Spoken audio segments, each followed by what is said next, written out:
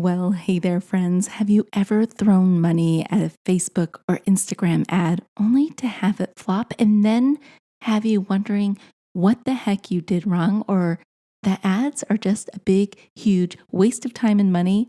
I'm raising my hand because I know I have been there. Well, my friend Shelby Fowler is going to set us straight and teach us how to create Instagram ads and Facebook ads that actually convert. Are you ready to dive in? I know I am. Episode 277 starts right now. Hey there, welcome to the Lora Shipman Show. We hang out here weekly to talk about things like social media, entrepreneurship, marketing, tools, strategies, tips, and it all starts right now. Hey there, before we get started with this show, I just want to share my passion with you. I love teaching people just like you how to master social media for business, breaking it down into easy to consume and easy to execute steps so that you can see immediate results. So whether you want to start a social media consultancy or grow your brand's presence on social media, I can help. I can help you get started and master all the things that you need to know. So I want you to go over to my website. It is filled with resources, tools, tips, and courses. Visit lorashipman.com. That's LORA shipman.com to get all the goods. Now you ready for the show? I know I am. Let's get started. Hey everybody, welcome back. I am so glad you are here with me today because I have Shelby Fowler from Fempire Media and she has got a killer kick-ass topic for today. I can't wait for her to dive in. But before we give away all her secrets and start talking about her topic, I would love to introduce you to Shelby. Shelby, thank you for being here. Thank you for having me. I am so excited you are here. Just before we jumped on the podcast, we were talking and I was telling her, this is the interview I've been waiting to do because I even struggle with this topic. And you're going to share with us some background information to make sure we're successful, right? Absolutely. So before we get into that, before we reveal what the topic is, tell us a little bit about you and Fempire Media and what you guys do. Absolutely. So I started my business really freelancing digital marketing. So doing, you name it, I've done it. Mm-hmm.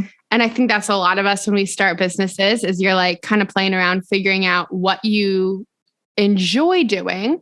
Because you might be good at a lot of things, right? But what do you actually enjoy doing? So I was working with a lot of restaurants, a lot of in-person businesses and brick and mortars, salons, med spas, plastic surgery offices, doing a lot of their social media marketing, some advertising for them, and also helping with like basically lead generation, right? Getting people in the door. And that was kind of my goal for them. So I was doing that. And I decided in the fall of 2019, I did not want to be a one-woman show anymore because I learned quickly that, or not so quickly really, that being a solopreneur wasn't as sexy as it sounded. So I was like, I'm working a lot and I have 2 little kids. So I ended up starting to build a team and an agency. And so that's how Fempire Media was really born. And we really focused on social media and advertising and funnel building, right? Because what I found was I was running ads or running social media campaigns for clients and they had no funnel. They had no way of pulling clients in and helping like kind of create an automated sales system for them, right? Or marketing system for them. So I was doing that. And then I realized as I was in the thick of it that I really enjoyed more than anything, enjoyed running advertising. And I became really good at it. I'd done it for several years, but I was like an avid student of it. So I was like in my free time watching videos on how to get better, was buying courses with all my like leftover money to figure out how to really become an expert in this area.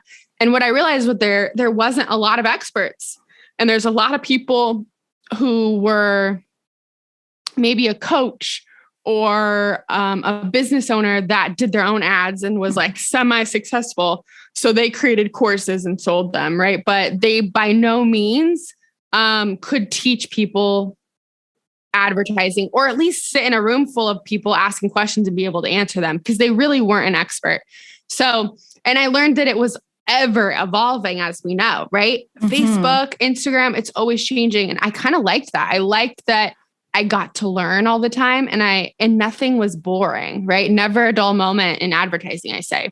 So I began at the end of 2019, early 2020, really focusing on advertising. Like I stopped taking any other marketing clients and just focus on advertising. And I also learned that I loved working with online business owners, right? So I started to gather, and we kind of already know where this is headed, right? By the timeline, but I started to get some online business owners as clients. And I loved being able to really help them map out like a really killer online marketing strategy and run their ads. Like I really loved that. So I started to acquire some clientele, and I would say still had about 50% of brick and mortar clients, and the other half were online businesses, coaches, service providers. When COVID hit, obviously, we had to have those like tough conversations with all of my brick and mortar clients because I had kept doing their marketing. I wasn't offering it to new clients, but I was still doing their marketing. And most of them had been with me for like a year plus as clients. So, I knew their stuff in and out. We'd had massive success. I'd gotten them in magazines. We had, basically made them famous in their towns or cities because people knew who they were. They were seeing their ads. All their marketing and branding was like really good. And my heart was like dropped, and not because of me, but I just felt so bad for my clients that had to shut their doors and not really know what was going to happen. Right. No one knew. And I know we definitely didn't know how long this was going to take or how impactful it was going to be. So I had to let those go. And I really focused on online businesses at that point. And I was already taking clients on. So I kind of dug in deeper. And that is how we really scaled quickly at that point, because every business was trying to move online. And then we all realized like, oh, we need to get on advertising.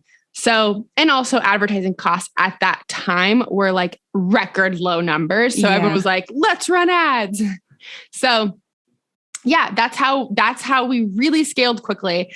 So now we work with online business owners, service providers, coaches, mostly high ticket coaches selling something that it's like a couple $1,000s or more. And that's what we do. And it's been a lot of fun, and definitely, my journey in entrepreneurship has been about like pivoting as we all, like when necessary. You have to make adjustments and pivot. And I'm grateful that I wasn't one of those businesses that had to shut down during the pandemic.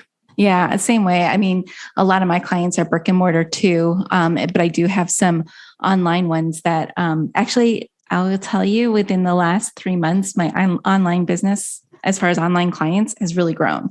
And that's, it's really starting to take over now, which the timing of this interview is so good because you're going to talk to us about creating Facebook and Instagram ads that convert. And I know so many people struggle with it. And so many people don't see results from ads, and they just feel like they're throwing money at something and throwing money away because the results aren't there. They're not converting, or they're not even getting a qualified lead. They might get leads, but it's random and it doesn't even make sense how it ended up as a lead. So if you could shed your magical light on us, I would just really appreciate that, because I know it's something that I do struggle with sometimes. Like, why isn't this working? And what do we need to do? Yeah, absolutely. There's definitely components of successful ads. And I hear this a lot from people. I tried ads, Shelby, and they didn't work. I spent a bunch of money and I got nothing in return, right? Or I got a bunch of leads and nothing came out of it. I hired somebody to run my ads and that was a disaster. You hear almost, as fun and exciting as these like success stories are with advertising, I think more often than not, we hear the like horror stories, right? And I'm always fascinated with studying what made their ads not work, right? And when we say it didn't work, what does that really mean? So I've definitely found patterns that I would say most people that say that have run ads and they didn't work, it's one of these few things. Okay. So I'll go through a couple. The first one is not spending enough money. I was going to ask you that. Is there kind of like a golden standard for how much money do you really need to invest in an ad campaign? Yeah. It's going to depend on what type of ad you are running. So I'll give you some of the most common. Okay. If you're running ad to a lead magnet, we're talking about a free download, a PDF, a quiz, something that they get right away. It's a tangible asset typically, or it's usually a tangible asset, like, or a quiz of some sort, right? They're getting a result right away. A lead magnet, you're looking at ideally spending below $5, usually around $3 to $5 a lead. Okay. So this is to grow your email list typically. And so if you say $5 a lead and you want 200 leads, then you just go 200 times 5, and then you have a rough estimate of how much you would need to spend to get that goal, right? So understanding like this is just the averages. This is the average ad cost for these types of ads. Now, a lot of people run ads to webinars, which are different than lead magnets, right? You're asking for their name, their phone number, their email address, maybe some other questions. And then you're having them go through some sort of free training, and ultimately you're pitching them your offer at the end, right? So this could look like a launch, a workshop, a masterclass series, a summit, a webinar, right? These are going to look like, a lot of people do the 5-day challenges, same thing. This is going to look like right now, ad costs are a little bit higher as we're talking. So and we're going into holiday season. So whenever we're around the end of the year, there's more competitors running ads. So your ad cost is slightly higher. That's just to be expected. It's the name of the game. You go into it knowing that.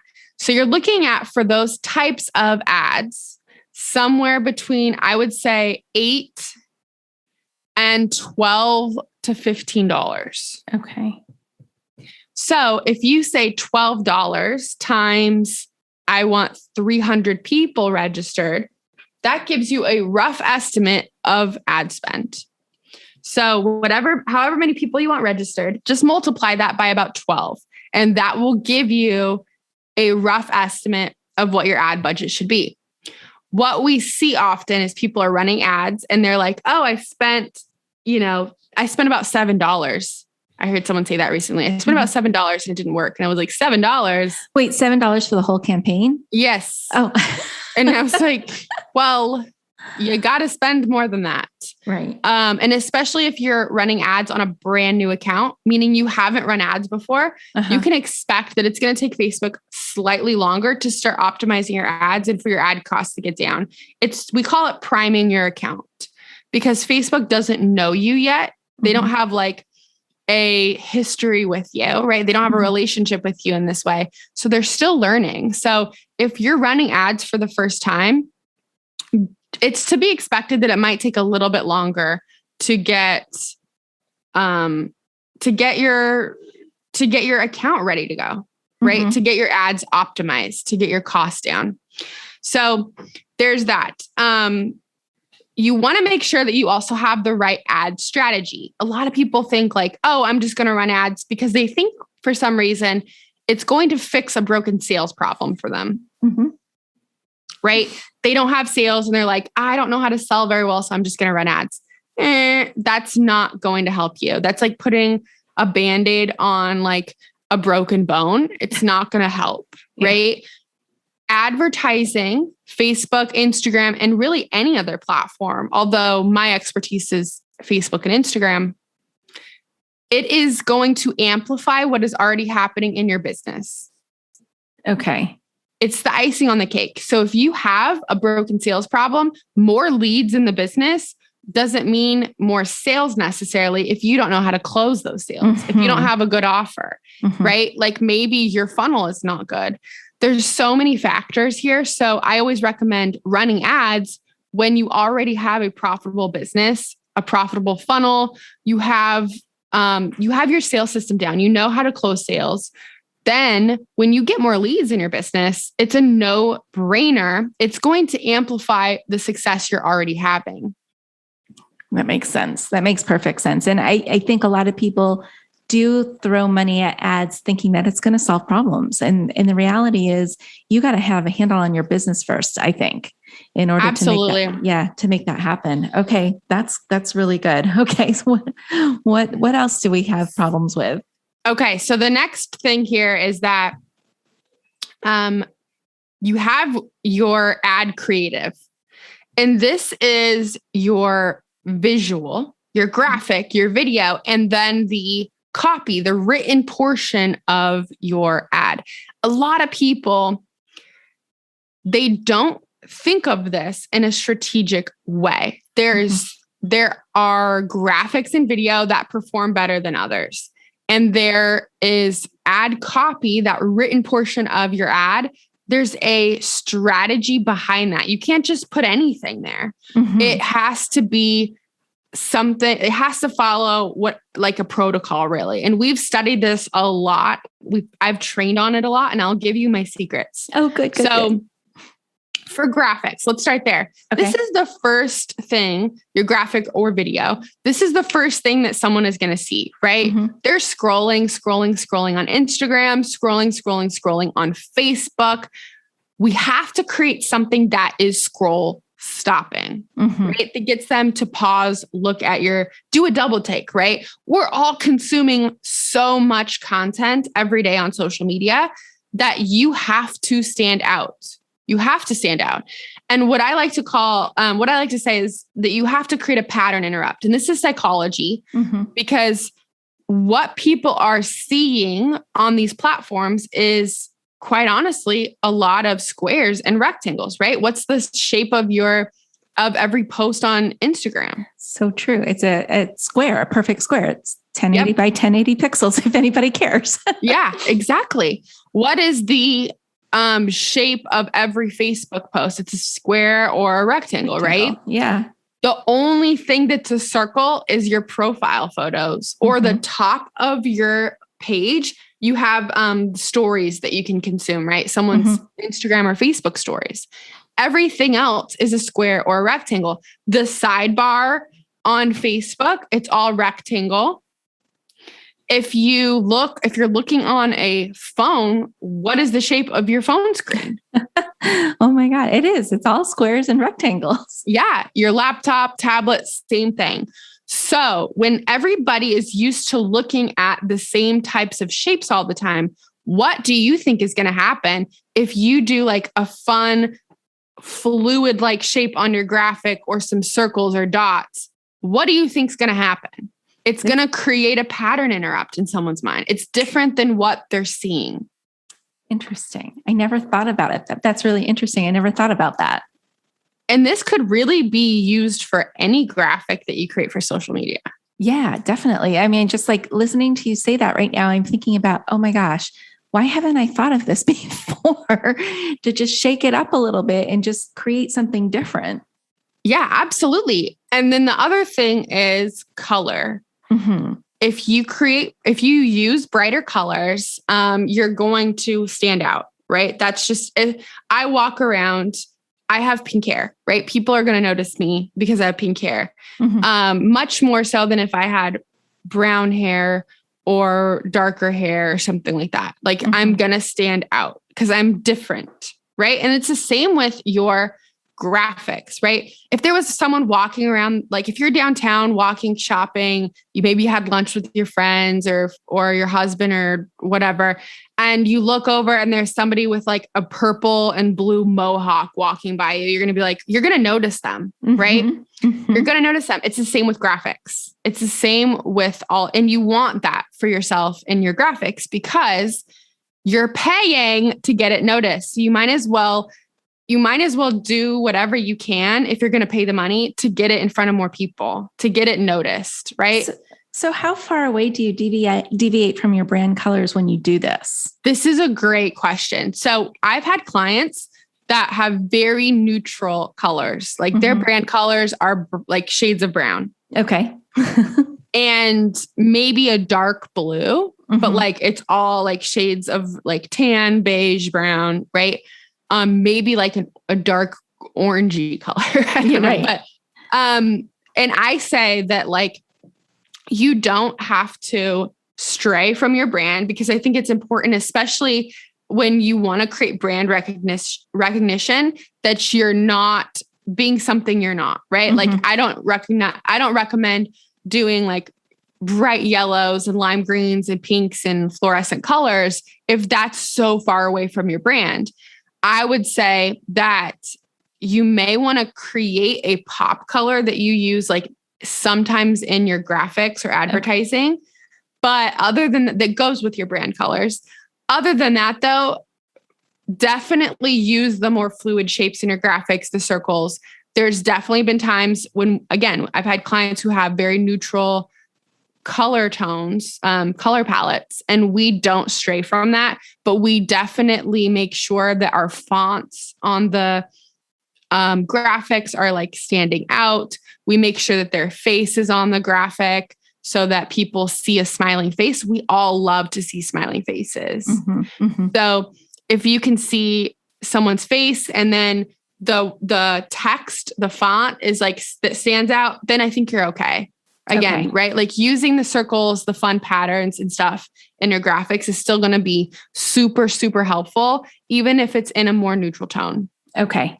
All right, cool. Because I didn't know if we were abandoning our colors or if we're sticking with them and maybe adding some flair. And it sounds like we're sticking with them and adding flair. Absolutely. Okay. If you do have brighter colors, don't be afraid to showcase those too. Okay. Red and yellow do pretty well in ad graphics. Okay. That's statistically. Yeah. So I think it's because it's like, when you're driving and yellow light means slow down, red light means stop. And I think and you notice that fast food restaurants, most of their branding is yellow and red, right? And that's psychology. It's like, stop, slow down, look at my branding, look at my store. And it's the same thing with advertising. So if you do include yellows and reds, you probably will notice that more people are looking and stopping on your ad and reading it. Okay. Which would mean that a higher percentage of those people are going to click on it and go to the next step with you. That's right. Oh, that's good. Okay. So that's really good. So I love that. Yellow and red. Who knew? Yes. So there's those for graphics. Okay. And faces do really well on graphics too. Again, like I think on the online world, right? We don't know people. And sometimes we forget that there's humans on the other side of the screen. I mean, we know this. It doesn't take many comment threads to look through to notice that, right? Yeah. People say things and you're like, wow, you would never say that in person. Right. So we want you to be recognizable, approachable. If people see your face, they will connect with you more. And that's what we want. So if you can include your face on the graphic in some form, that's great. And if you don't want to use your face, maybe your branding is, maybe you have a business that you're not the face of it, and that's okay. Use some other like faces that are laughing or smiling at the camera. That is going to help you with making a connection with people. Okay. Cause I was going to ask you that, is stock photography okay in that instance? Like if you're a bigger brand and there is really no one face of the brand, but there's a feel, like you're looking for the certain type of people who may fit into that brand, stock photography is okay. Yes, absolutely. We've done that before as well. So, we've used it was for a copywriting club and there was two women and they were giggling, laughing at each other and they were writing something. And that ad did pretty well. Yeah. Yeah. That's good. Cause it kind of tells the story right there in the picture. And okay, that's excellent. All right, cool. So what else do you have for us? Okay. So think about let's move up from the graphic or video to the written portion of your ad, right? That we call ad copy. Yeah. Ad copy. And this is going to be helpful for even those of you that are not running ads, but you are posting social content, right? This format is going to help you in graphics and copy. So ad copy, we really break it down. There's a science behind it, right? Like I said in the beginning, you can't just put anything up there, right? And I see this a lot with people who are wanting or trying to do their own ads.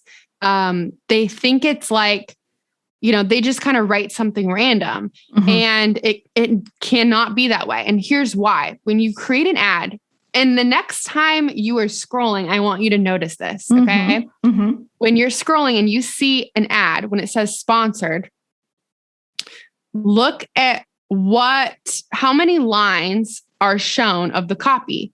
It will only show you 2 to 3 lines, and then it says ... see more. So you have to click to read the rest of the ad copy. And then it will scroll down and pull up the full copy for you to read. Right? The full written portion of that ad. You only see the first 2 to 3 lines. So what do you think is the most important part of the ad? Those first two. So I always say it's the first 7 words. I think that you have 7 words to catch somebody's attention and then to help them and then compel them to read more. So I don't know. That was my magic number. I don't know if that's the right thing, but you need those 2 lines are critical to agreed. Whatever, regardless if you're running an ad or not, those 2 lines are critical because it's either going to stop the scroll or people are just going to keep on going. Absolutely. Yeah. I call it a hook. That's like as if you're fishing, you're hooking that reader in, and then they want to read more, right? That's our goal, is that we want them to read more. So you have those first 2 to 3 lines, and then you want to typically go into a period of sharing what their experience is, what your reader is going through. It's so important for us to understand where your prospect or ideal client is before taking that next step with you. What is going on, right? What solution do you solve with whatever you're running ads to? Whether that be a freebie or a workshop or a paid product or service, right? What is something that they're dealing with right now? What does their life and business currently look and feel like to them? And I want you to describe that, because you want someone who's reading your copy to go, that's me, right? You want them to go, oh my gosh, she or he sees me, they feel me, they hear me. It's like they're sitting in my mind. If you want to attract the right person, you have to hit them where it hurts a little bit and twist the knife a little bit because you need them to understand that you're not alone in this. A lot of times in business, especially if you're B2B, well, I would say humans in general, but I'll speak to B2B. A lot of times in business, we think we're the only ones for some reason. We think, I must not be cut out for this, or I don't know why I'm struggling so much with this. And we do this, humans in general do this with everything, right? I remember being a new mom and thinking that oh my gosh, am I the only person that struggles with this? No, right? We tend to get so focused on our issues that we don't understand that other people are also struggling, especially if we're not in community with our types of people that are in the same, stage of life or business with us. So you being able to sit down and be like, hey, I see you, I hear you, I feel you. I know that this is what's going on and it doesn't feel good, right? I know you're struggling with this. They're going to be like, oh my gosh, whatever she's providing, I want to keep reading. Yeah. Right. It's going to keep them reading. And then you want to tell them it doesn't have to be that way. I visualize things a lot. So I think of ad copy, let's say you're at the bottom of a really big mountain. Okay. And this is your ideal client is to the right next to you, right? To your side, to your shoulder. And they're looking up at that mountain and they're going, oh my gosh, I don't know how I'm going to get up there. This just looks so big to me. And you look at them and you're like, it does look kind of big, huh? And they're like, oh my gosh, it looks so big. You know what? Like, it sucks to be down here though. Don't you want to be up there? And they're like, yeah, I do. And like, what's keeping you from getting up there? Like, is it this, this, and this? And they're going to say like, yeah, it is. You know, I'm scared. Right. And you're like, oh, I've climbed up there a couple of times. Let's go. I got you. And like, it's that journey is what you're taking people on, right? You're sitting there and you're going, hey, I know it sucks down here and it's really awesome up there. I've been there and I can help you get up there.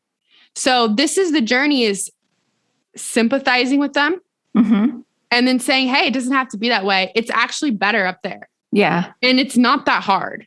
And here's how I'm going to help you get up that mountain. Here's how we're going to do this together. You don't have to do this alone. Here's what we're going to do, because I'm the expert. I'm your guide in this. So let's get to the top together. Click below, register for the webinar or whatever. So that's, if I could give, and this copy could be for any of your social media posts too, really. Right. That's my best advice for writing copy that's going to sell. If you are spending enough money and your graphics and copy are so enticing that people are clicking on it, you're going to have you're going to have leads coming in your business. And the goal, go ahead. I was going to say, just you describing how to get up that mountain makes me want to climb a mountain with you, Shelby. Thank you. I'd be glad to do it with you. I just think that creating, what advertising can do for you is creates a marketing system, essentially a lead generation system for you that allows you to remove yourself from the business a little bit. As you start to scale a business, you need to not have your hands on everything, because you will go crazy and your business is not sustainable. And so creating an automated lead generation system in your business through advertising is really awesome, right? I always say, you have traffic that you earn, which is, and I think this is a Russell Brunson quote, so this is not my idea. Okay. You have traffic that you earn, right? Which is like organic marketing. Right. That's posting every day. That's tagging people. That's messaging people, outbound DMs. That's doing all your Instagram and Facebook stories and posting on LinkedIn and all of the things, creating all this video, right? And you have to do it all the time because the lifespan of that content is very short. Of course. Yeah. So you have that traffic that you earn, and then you have traffic that you buy. And eventually in business, what happens is your time is money. Like you get to a place where you're like, my time is money now. I have to optimize my time. And that's what advertising can do for you, right? It's creating that lead generation, that marketing system that's going to bring leads into your business. And you're not going to have to do it manually. It's going to save you so much time and ultimately money, because time is money. Right. That's awesome. So we have what we're spending. We have our copy and graphics. And really the last biggest thing is targeting. Who's getting our ads? I think that's where a lot of people get stuck. Like they don't. And I know like years ago, Facebook would let you target like down to like the street or whoever you wanted to. Yeah. And now targeting is a lot more difficult. So whatever advice you have on targeting would be phenomenal. So here's what I use this example a lot. And it's imagine selling walking into a sports bar full of men and you sell, let's say, feminine hygiene products. And you're like, hey guys, I have this for sale. And they're going to all turn around and look at you and be like, who is this person? Get her out of here. She's crazy. Right? Nobody's going to be like, oh, what was that? No, like they're just going to think you're crazy. Right? The same goes for advertising. If you're in the wrong rooms, they're not even going to look at you because you're offering something that people don't need. And you see this a lot. People target like the craziest things sometimes. Yeah. And you have to understand who your ideal client is or your ideal customer is. And I hear this is something that I think that holds people up, especially if they're not as seasoned of an entrepreneur yet. They haven't really niched down their audience. I can serve a bunch of people. Oh, right? yes. And they just pick like every demographic out there. Yeah. My product, my service, my program, my coaching, it can help everybody. Well, that might be true. You actually might be able to help everybody with whatever it is that you provide. However, I mean, do you want to help everybody? Because I know, the longer you're in business, you realize exactly who you don't like to work with. Exactly. Yes, you do. and who you enjoy working with, right? Mm-hmm. Like you get enough clients or customers and you're like, wow, these are great customers or clients. And the other people, you're like, can I fire this person yet? Like, can you not renew? Can I tell them never to buy from me again? Because they're draining to you. And that doesn't mean that it's them. It's just that personality, whatever it is, right? Like that's very normal. So what I recommend, even if you can help everybody or you have a very broad audience, it's understanding that the more targeted your ad is, the better. Meaning like your ad copy is speaking directly to one type of person, right? Mm-hmm. Your graphics are going to attract that type of person, and your targeting reflects that because now you're targeting that type of person with your ad. So what I like to do, my best advice is to sit down and make a list. Think about your ideal client or customer and think about where do they shop? Mm-hmm. Okay. And start just jotting things down. There's no wrong way to do this. Just jot down, where do they work? What do they do? Where do they like to shop? What other business personalities or influencers do they follow? Right? What magazines do they read? I do a lot of targeting of other public figures. So let's say you're a life coach. Mm-hmm. Why wouldn't you target other life coaches' audiences, right? Like let's tap into that. Let's borrow their audience. Mm-hmm. Because it would take you so long to get in front of Tony Robbins' audience organically, but we could target it on Facebook with our ads. Take us through that a little bit. So how would you replicate a Tony Robbins audience, for example, or insert any influencer you're interested in? So not everyone is available. So you'll have to search it. But when you go to create your ad, you can, in the ad set level, when you're creating it, it'll walk you through who do you want, who are you targeting, right? Mm-hmm. And you can put in detailed targeting people who like Tony Robbins. Okay. So meaning people who like his Facebook or Instagram page, right? People who like Gary Vaynerchuk, people who like Amy Porterfield. That's a big one too. Mm-hmm. Whatever it is that your audience, maybe we had a client once that was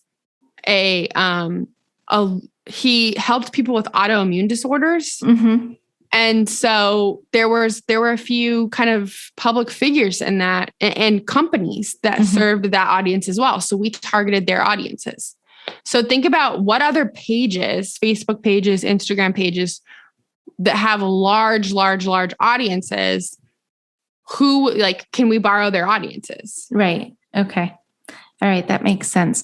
And then I'm thinking about the poor person out there who's just starting and they're like, I don't even have a customer or a client yet. How do I know what my ideal client is? Because right now I'm just guessing at what that would be.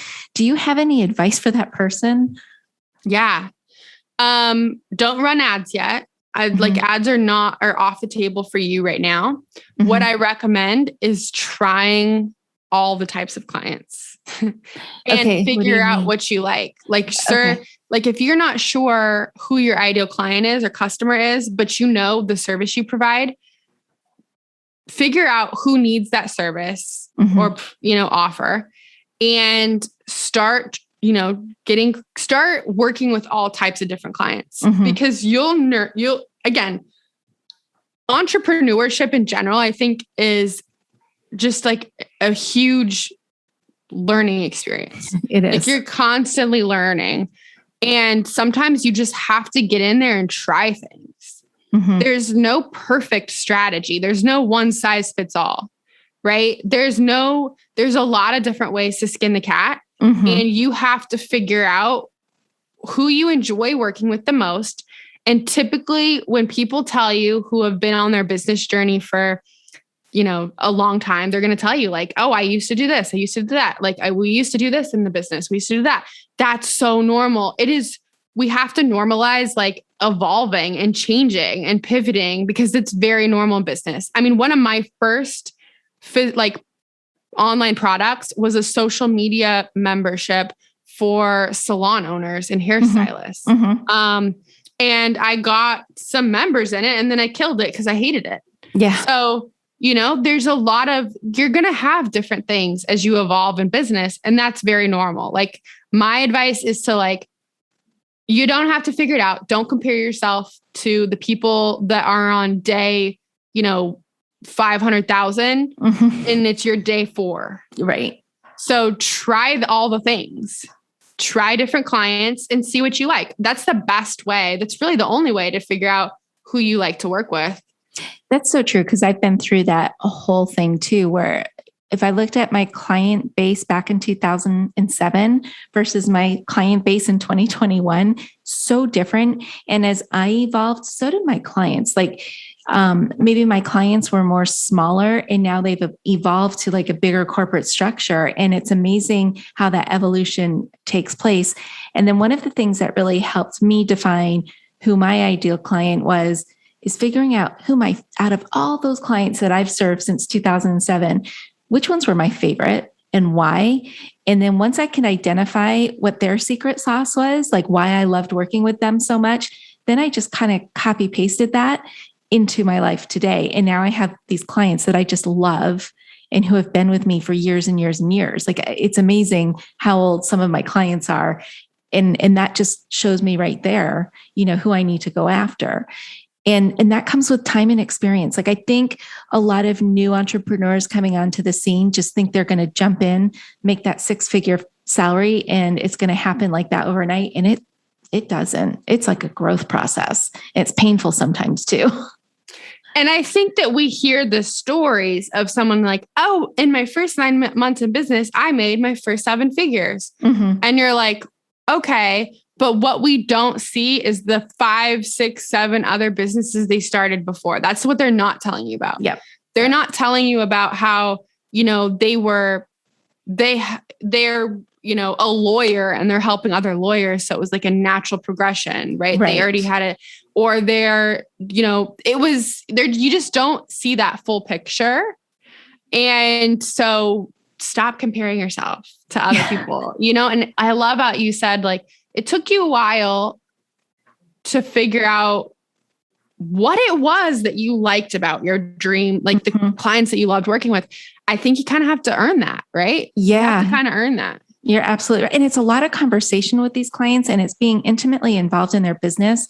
And for me, it was actually taking a stance that their business was my business. So I had to be just as passionate about what they were doing. And if I wasn't passionate about their service or their product or whatever, that's a thing that you need to pay attention to, because ultimately you will fail, I think, if you're trying to force something that's not there. So you need to be just as passionate about their business, because when they're calling you on a Friday afternoon at 5:15, even though it's after hours, there's something wrong and they need to talk to you about something, even if it's just for advice. I get a lot of clients who just need advice.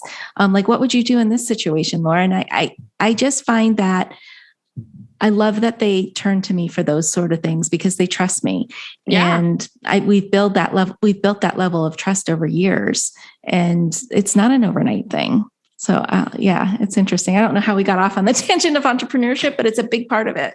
It is. And it's also understanding that with all of that, if you don't know who your ideal client is, and you cannot name, like, it doesn't mean it has to be a specific, like, I only help virtual assistants. That doesn't it doesn't mean that it has to be that specific. Like, don't get hung up on that. But like, it's someone who is scaling a service-based business. It could be this kind of person, or this kind of person. Like, you have some details, or you have an idea of like what industry they would be in or what they would be following. and what you're going to help them do. What are they struggling with and what you're going to help them do? Once you understand that, you can really get some good targeting with advertising. But if you don't know that stuff and you're still trying to figure it out, hold off on advertising until you really get enough experience so that you're not wasting money. Because we went back in the beginning and we were talking about some of the things that we hear the most with people trying to run ads or who have hired it out. And that is one of the big things is like, my ads didn't work. Well, maybe it's because we weren't speaking to the person you needed to speak to. You're walking into the bar full of men trying to sell feminine. Exactly. I love that. That's awesome. Shelby, this is so good. I mean, it makes things so clear, and I'm excited for the people who are listening to this episode. Where can they find you online and how can they connect with you to learn more? Absolutely. You can find me on Instagram at Life with Shelby. And you can also go to my website, fempiremedia.com, and find all the things. Awesome. So what I'll do is I'll put that in the show notes so people can tap into you there. And I just really appreciate you just shedding light on the whole ad thing, because I know it confuses a lot of people. So thank you for spending time with us here today doing that. Thank you for having me. Hey there, I just want to say thank you for spending time with me here today. I know your time is super valuable, which is why I am dedicated to providing lots of usable, actionable information in the shortest amount of time possible. Before you go, please don't forget to hit that subscribe button so you don't miss a future episode. And if you have ideas or topics you would like me to cover in an upcoming show, let me know about it in the comment section provided.